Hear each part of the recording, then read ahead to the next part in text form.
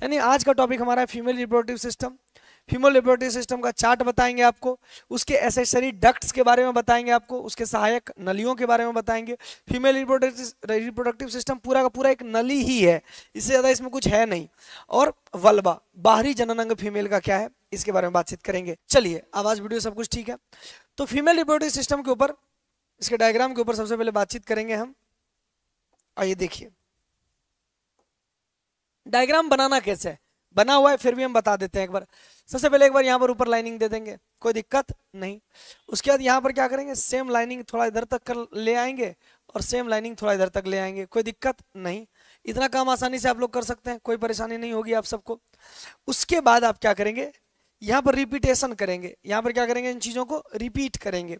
यहाँ से चीज़ों को थोड़ा सा यहाँ पर थोड़ा फैला से थोड़ा पतला करते हुए यहाँ तक लेकर के आएंगे, और यहाँ पर भी थोड़ा सा फैलाते हुए, यहाँ फैला थोड़ा सा रखना है कीप के जैसा, और यहाँ तक लेकर के आ जाना है। यह काम भी आसानी से हम कर सकते हैं, इसमें भी किसी बच्चा को कोई दिक्कत नहीं होगा। अब आते हैं हम यहाँ के बाद नीचे। यहाँ से आप क्या करेंगे, सीधा यहाँ से आप नीचे आएंगे और यहाँ ऐसे गिरा देंगे इसको, ठीक है। और यहाँ से भी आप क्या करेंगे, सीधा नीचे आएंगे और यहाँ से आप नीचे गिरा देंगे इसको, ठीक है, कोई दिक्कत नहीं। इतना अगर कर लिए तो आपका फीमेल रिप्रोडक्टिव सिस्टम ये बन के तैयार हो चुका है। यही है आपका female reproductive system. Female reproductive system में इससे ज्यादा कुछ भी है नहीं। फीमेल रिप्रोडक्टिव सिस्टम में इससे ज्यादा कुछ भी नहीं है, यही याद रख लीजिए आप। इतना ही है फीमेल रिप्रोडक्टिव सिस्टम में। अब फीमेल रिप्रोडक्टिव सिस्टम में और डिटेल में क्या क्या थोड़ा सा काम करना है, यहाँ पर थोड़ा सा आप क्या करेंगे, उंगली नुमा संरचना बना देंगे। क्या बनाएंगे, उंगली नुमा संरचना बना देंगे। यहाँ पर भी थोड़ा सा आप क्या करेंगे, उंगली नुमा संरचना बना देंगे, कोई दिक्कत नहीं। इधर एक अंडाशय बना देंगे, एक अंडाशय इधर बना देंगे आप, और एक अंडाशय इधर बना देंगे आप, कोई दिक्कत नहीं होना चाहिए। तो ये दो अंडाशय हो गया। ये दोनों अंडाशय का जब संरचना आप बना रहे होंगे तो एक चीज विशेष आप ध्यान रखेंगे। क्या ध्यान रखना है कि ये अंडाशय जो है इस गर्भाशय के दीवार से क्या होता है, पतले पतले लिगामेंट के मदद से जुड़ा हुआ होता है, ऐसे, ठीक है। ये कोई दिक्कत नहीं, बहुत आसानी से बन जाएगा। उसके बाद क्या करना है आपको, उसके बाद क्या करना है, गर्भाशय के अंदर कुछ काम करना है। जैसे ऊपर वाला पार्ट में ऐसे स्प्रिंग टाइप का बना देंगे आप, है ना, ये इंडोमेट्रियल लाइनिंग है, ऐसे बना देंगे। यहां पर भी बना देंगे आप दोनों साइड, ठीक है। इतना काम तो करने में कोई दिक्कत किसी भी बच्चे को होने से रहा, इतना काम सब बच्चे आसानी से कर सकते हैं, वेरी गुड।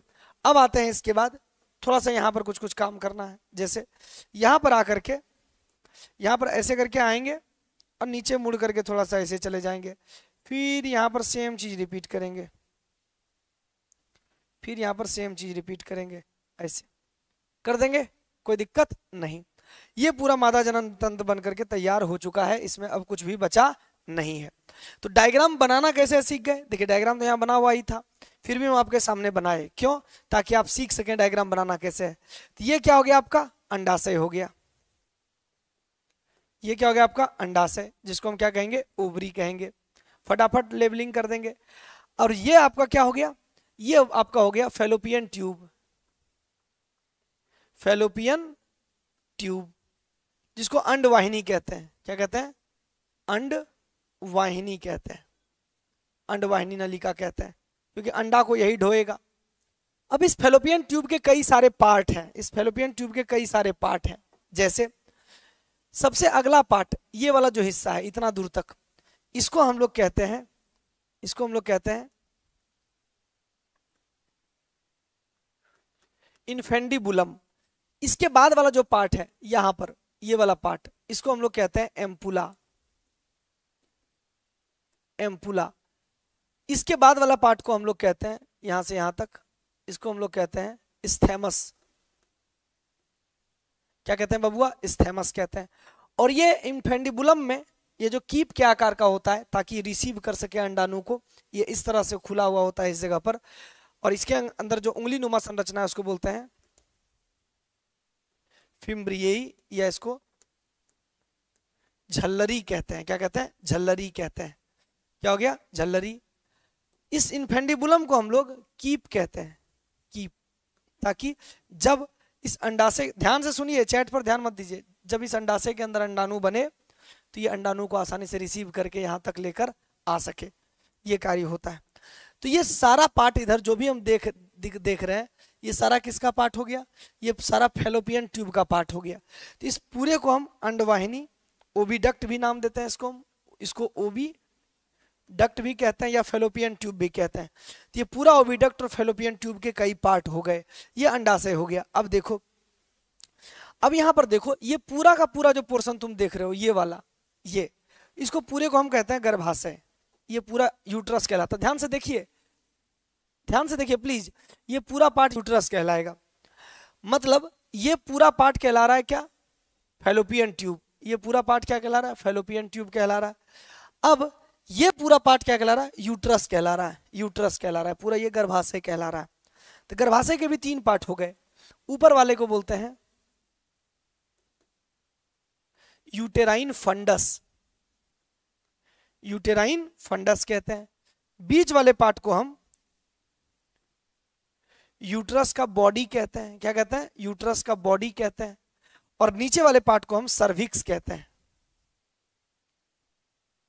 नीचे वाले पार्ट को हम सर्विक्स कहते हैं, या बोलें तो इसको हम कहते हैं ग्रीवा।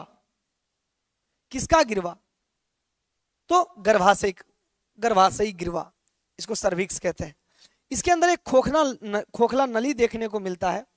इसके अंदर एक खोखला नली देखने को मिलता है। ये नली जो है, उस नली को हम कहते हैं सर्वाइकल कैनाल, सर्वाइकल कैनाल नाम देते हैं, या इसको हम लोग ग्रीवा नाल कहते हैं, ग्रीवा नाल, या इसको हम लोग ग्रीवा नाल, सर्वाइकल कैनाल, या इसको हम लोग बर्थ कैनाल भी कहते हैं, बर्थ कैनाल। ये जन्म करने वाला, बच्चे को जन्म देने वाला नली यही है। तो मोटा मोटी ये तीनों गर्भाशय का पार्ट हो गया। कौन, uterine fundus, uterine fundus, body और सर्विक्स, ये तीनों किसका पार्ट हो गया, यूट्रस का पार्ट हो गया। ये यहां पर फिम्ब्रियई तो है ही, फिम्ब्रियई मान लो, फिम्ब्रियई को भी मान लो, फिम्ब्रियई, इन्फेंडिबुलम, एम्पुला, स्थैमस, ये सब किसका पार्ट हो गया, फैलोपियन ट्यूब का पार्ट हो गया। अब नीचे ये जो तुम देख रहे हो, ये संरचना देखो, इतना दूर ये नली जो दिख रहा है, इतना दूर, इसको हम लोग कहते हैं वेजाइना। क्या कहते हैं, वेजाइना, वेजाइना, या इसको योनि कहते हैं। और इस वेजाइना क्या है, अपने आप में एक नली है, अपने आप में यहां से यहां तक क्या है, नली है। और ये बाहर की ओर जो खुलता है, तो ये मादा का बाहरी जनन अंग है, जिसको हम लोग कहते हैं भलवा या भग के नाम से जानते हैं, भलवा या भग के नाम से जानते हैं। अब देखो, अब बच गया गर्भाशय का दीवार। तो गर्भाशय का ये जो तुम दीवार देख रहे हो, ये गर्भाशय का दीवार है, इधर भी है, इधर भी है, यहाँ भी है। तो गर्भाशय का जो दीवार दिख रहा है, ये गर्भाशय का दीवार 3 परत में घिरा हुआ होता है। सबसे बाहर वाले को बोलते हैं पेरीमेट्रियम, चलो अंडाशय इधर लिख देते हैं, जगह खाली इधर है, ठीक है। तो गर्भाशय के सबसे बाहरी दीवार को हम कहते हैं पेरीमेट्रियम, पेरीमेट्रियम, या इसको हम कहते हैं परिगर्भाशय, परिगर्भाशय, पेरीमेट्रियम या परिगर्भाशय कहते हैं। बीच वाला परत जो है, इसको हम कहते हैं मायोमेट्रियम, मायोमेट्रियम, गर्भाशय मध्य स्तर। और सबसे अंदर वाले परत को हम कहते हैं इंडोमेट्रियम, इंडोमेट्रियम। तो ये तीनों मिलकर के बनाता है क्या, यूटेराइन वॉल। गर्भाशयी दीवार को बनाने का काम किसका है, पेरीमेट्रियम, मायोमेट्रियम और इंडोमेट्रियम का। और ये पूरा मादा जनन तंत्र का डायग्राम है, जिसको आपको सीखना है। अब इसमें सभी चीजों को इतना ज्यादा कॉम्प्लिकेट हो गया कि अब एक एक करके कैसे पढ़े समझ में ही नहीं आ रहा है। तो इसको सरल बनाने का काम किसका है, मेरा। अब इस चार्ट की मदद से हम इसको सरल बना सकते हैं। तो पूरा मादा जनन तंत्र में 3 ही चीज पाया जा रहा है। पहला, एक जोड़ा ओवरी पाया जा रहा है, एक जोड़ा अंडाशय पाया जा रहा है। दूसरा, कुछ सहायक नली पाया जा रहा है। सहायक नली कौन कौन है, तो ओविडक्ट है या फैलोपियन ट्यूब जिसको बोलते हैं। दूसरा यूट्रस है, गर्भाशय, गर्भाशय अपने आप में एक नली है, थोड़ा चौड़ा नली है लेकिन वो नली है। सर्वाइकल कैनाल है, ठीक है, और वेजाइना है। ये सब मिलकर के क्या कहलाता है? ये सब मिलकर के कहलाता है नली। ये सब क्या है? मादा जनन तंत्र का नली। और एक है एक्सटर्नल जेनेटिलिया, मादा का बाह्य जनन अंग, जिसके अंदर मोन्स, प्यूबिस, वेस्टिबुली, हाइमिन और क्लिटोरिस आता है। तो ये चीज जो है, ये चीज इस डायग्राम में दिखेगा नहीं, ये चीज इस डायग्राम में देखना संभव नहीं है, क्योंकि ये मादा का बाहरी जनन अंग है और ये मादा का हम आंतरिक जनन अंग दिखा रहे हैं। मादा का बाहरी जनन अंग ये है, ये है मादा का बाहरी जनन अंग। तो ये इसको भग कहते हैं, इसको पढ़ेंगे जब हम इसके ऊपर आएंगे।